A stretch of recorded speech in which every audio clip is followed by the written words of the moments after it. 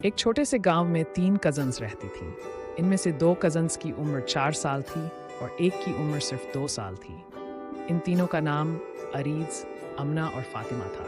अरीज और अमना एक ही उम्र की थीं, जबकि फातिमा सबसे छोटी थी। ये तीनों अपनी माओं के साथ रहती थीं और उनकी माएँ 8 बहनों में से 3 बहनों की बेटियां थीं। ये तीनों बच्चियां जब अपने नाना नानी के घर आती थीं तो वहाँ बड़ा मज़ा करती थीं।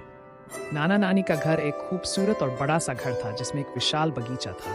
वहाँ खेलने के लिए बहुत जगह थी और हर तरफ फूलों की खुशबू आती थी। नानी के कमरे में रंगीन पर्दे थे और नाना का कमरा बहुत साधारण मगर आरामदायक था। अरीज, अमना और फातिमा अपने नाना नानी के घर में हमेशा नए नए खेल खेलने की कोशिश करती थी। उनकी आदत थी कि जब भी नाना नानी के घर आती वे वहाँ कुछ न कुछ शरारत करती। कभी नानी के कमरे में छिपकर बेड के नीचे छिप जाती और कभी नाना के जूते लेकर बगीचे में भाग जाती। एक दिन अरीज और अमना ने फैसला किया कि वे नानी की दराज से कोई चीज निकाल कर छिपाएंगी ताकि नानी उन्हें ढूंढने में परेशान हो जाए। फातिमा, जो अभी 2 साल की थी, बस हंसी हंसी उनकी शरारतों में शामिल हो जाती। एक दिन जब ये तीनों बच्चियां नाना नानी के घर आईं तो नानी ने उन्हें बहुत प्यार से गले लगाया और कहा, बेटो, आज तो तुम्हें कोई शरारत नहीं करनी चाहिए। नाना थोड़ा बीमार है। लेकिन ये बच्चियां कहाँ मानने वाली थीं। जैसे ही नानी किचन में गई, अरीज और अमना ने नाना के कमरे में जाकर उनकी टोपी छिपाई। फातिमा ने उनकी मदद की और कहा, हम नानी को डराकर बताएंगे कि नाना की टोपी कहाँ गई।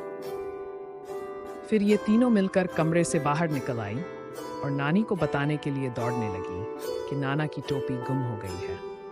नाना नानी के घर में हमेशा हंसी खुशी का माहौल होता था, लेकिन इन तीनों की शरारतें कभी कभी नाना नानी को थोड़ा तंग भी कर देती थी। नानी हमेशा उन्हें हंसी हंसी समझाती रहती कि शरारतें अच्छा नहीं होती, लेकिन फिर भी वह उनके चेहरे पर मुस्कान देखकर खुश हो जाती। ये तीनों कजन्स अपनी माओं की 8 बहनों की बेटियां थीं और हर एक की अपनी अलग विशेषता थी।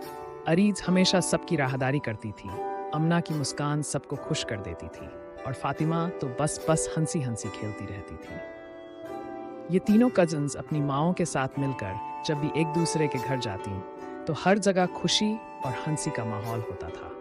उनके साथ समय बिताना हर किसी के लिए खुशी का कारण था और उनकी शरारतों की कहानियां आज भी नानी और नाना के होंठों पर हैं। जिंदगी के ये खूबसूरत पल हर किसी को याद रहते हैं, क्योंकि ये वो यादें हैं जो दिलों को हमेशा खुश रखती हैं।